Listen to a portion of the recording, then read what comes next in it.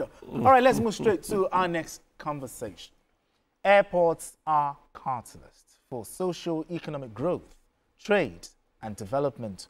When a state invests in aviation, it signals a readiness to compete in the global economy.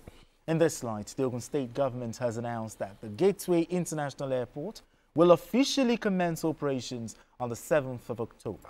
The special advisor to the state governor on media and strategy, Kaide Akimade, noted that the development will grant travelers in Ibadan, Ogun, Lagos, and Abuja connectivity by air. I'm excited because of this story, because this is my state now, okay? I'm proud of Ogun State. Yes, but talk to me.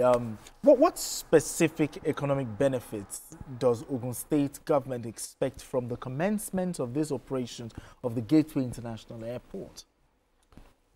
Well, I'm always worried when states close to Lagos begin to build airports. It has always been a problem. Go around and look. Osun has done it. Okay. The one in Ondodo, a federal one, is not viable. Ekiti is on it. Ogun too has joined. When you don't put in other considerations other than commercial flights into opening any airport around Lagos or Abuja or Port Harcourt or Kaduna, then you are creating a problem already. Because most of these airports should be doing other things than commercial flights. You know, when we started hearing about this airport, what was being promoted at that time was the export processing zone. The agro-cargo. The agro-cargo.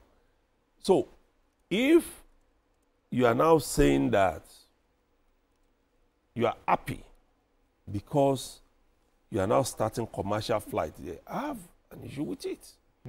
Some people have been talking seriously about us having hangars where planes can be repaired and all of that done in this country.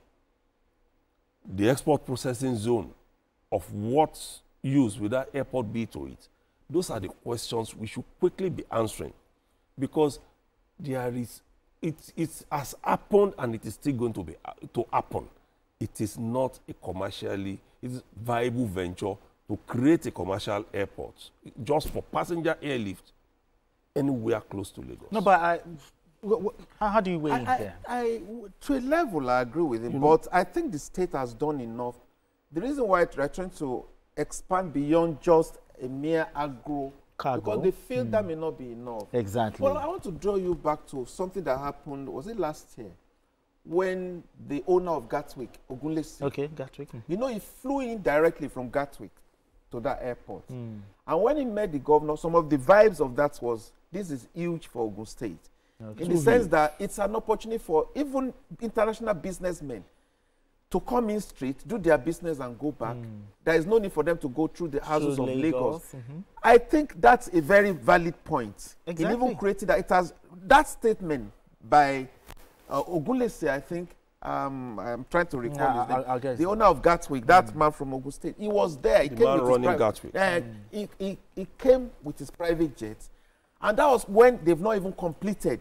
And another one is the vice president, Bayo Ogunlesi. The vice president came in with his aircraft and landed there. Because I was wondering, what's happening there? Later, when Oba Adetono died, the president came with his own aircraft. And there is, now there is a kind of attention to that airport that something can happen. Somebody was telling me that it may even be a welcome development because of the congestion in Lagos. True. It can go a big spillover for Ogun. And Ogun is also, industries are rising. Yeah, Ogun is becoming like a kind of industrial buffer zone for Lagos. But what there is still the need for a kind of business concept that will be built around that to make sure it's sustainable. Because the question I would have Yes, asked you is, yes, what yes. are the businesses you are doing They are in Ogun doing State? around that. Can you tell me? That's where the challenge is. There are no businesses to be done that are being done now in Ogun State. But there are lots but of there are industries, no, especially in the industries Ota cropping up. area. Ota You is know? on this side of the state. It's in Lagos. Ota is as good as Lagos. When you look at the road from that airport, let's practicalize this thing. That airport is on the Shagam side. Okay, if you want to go to, let's say, even the Federal Polytechnic Ilaro, how do you go? You still have to drive all the way. That road between the interchange and all the way to, it's bad. You can't go through there. You have to go to Abeokuta again to go that way. If you want to go to Benin and all the rest, you still have to go that way by road. So why don't you fly to Benin? I mean, all of those things are questions we need to answer. My take is this. Yes. See, if Olokola becomes fully functional, Local free trade zone. that airport can become truly I want to viable. believe it's Those are in the the plan. prospects. Exactly. Yes, government was but looking we are at. talking about the prospect. Oh, you see, sir, when you look at Ogun, there seems to be a problem with bringing up projects. Look at the number of huge bridges the past administration left not to link the states and get right into water and across, not completed. Funding. So why are we doing projects that we can't use now? Well, so Because what you're trying the to now say is important. The airport is not, you don't think it's capable of complementing or competing with existing airports It doesn't. like Lagos and Ibadan? It doesn't. It doesn't. It doesn't. I'm telling you that. Because when you get in there, for instance, they are saying Lagos and Ibadan passengers. When you get in there, you have to drive all the way down to Lagos again. All right, then. Okay, gentlemen, let's move. We need to go on this quick break, and when we return, the conversation continues. Don't go.